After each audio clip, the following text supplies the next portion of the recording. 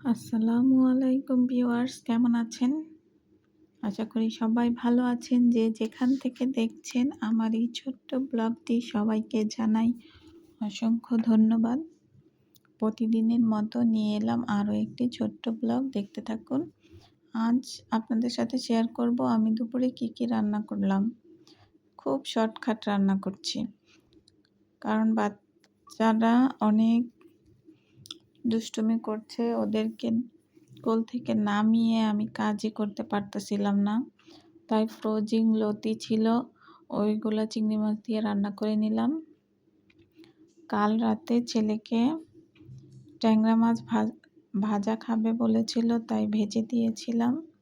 7-8টা মাছের মতো ভেজেছি। ও 3-4টা খাইছে আর বাকি 3টা রয়ে গেছে। ওগুলো আমি ফ্রিজে রেখে দিয়েছিলাম। আজ ওগুলো ভুনা করে নিব। ওই 3টা আর কি ভুনা করে নিব, আমি বা 1-2জন খেতে পারবে, কোনো সমস্যা নেই। আর সাথে একটু চিংড়ি মাছ ভুনা করে নেব, সেগুলোই আপনাদের সাথে শেয়ার করছি। অনেক দিন ভিডিও ছাড়ি না, তাই ভাবতেছি একটা ভিডিও দেই। এটা হলো ঈদের আগের দিনের ভিডিও, হয়তো আবার কয়েকদিন ভিডিও ছাড়তে পারবো না, রেগুলার ভিডিও দিতে পারি না, তাই যখন যা সামনে আসে একটু করে হলেও ভিডিও করে রাখি, সময় মতো ছেড়ে দেওয়া যাবে। এই তো মাছ ভুনাটা করে নিচ্ছি। মাছগুলো একটু বড় বড়ই ছিল,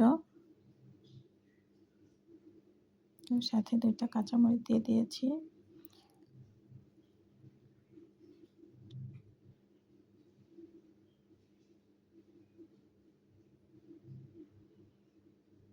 এই তো দেখতে থাকুন কি কি করছি আমি সারাদিনে, সেগুলোই আর কি। মানে দুপুরের টাইমে তাড়াহুড়া করে রান্না করতে হয়, খুব শর্টকাট তাড়াহুড়া। হয়েছে কি, বাচ্চারা এখন কি প্রকার ডিস্টার্ব করে, সেটা হলো টিভি নিয়ে মারামারি। একজন যে কার্টুন দেখবে, আরেকজন সেই কার্টুন দেখবে না, তাই ওদের সাথেই থাকা লাগে। ওদের কাছ থেকে এক পাও দূরে সরা যায় না।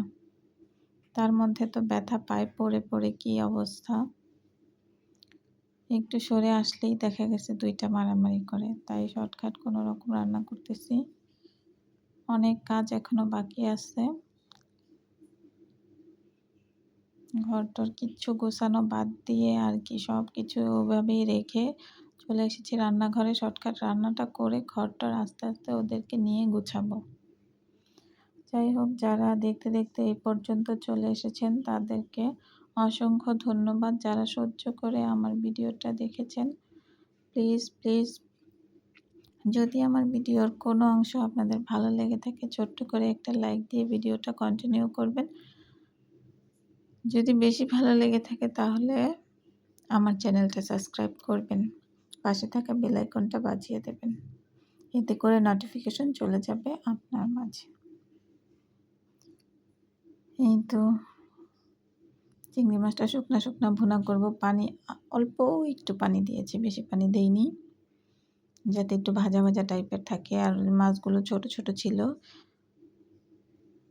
আজই এনেছিল, কিন্তু অল্প একটু বেছে আর কি তাড়াতাড়ি শর্টকাট রান্না করছি, আর বাকিটা অমনি রেখে দিয়েছি, কোনো একদিন সময় পেলে বেছে নেব।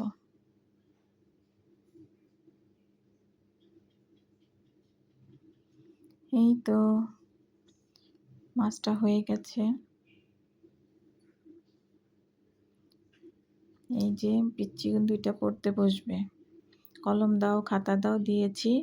এই তো লিখতেছে, আবার কতক্ষণ যে ওরা ঠিক মতো থাকবে আল্লাহই জানে। এমন না যে কলম দিয়ে একজন আরেকজনকে গুঁতা দিবে, আল্লাহই জানে। তাই ওদেরকে নজরে নজরে রাখতে হয়। আল্লাহ হাফেজ।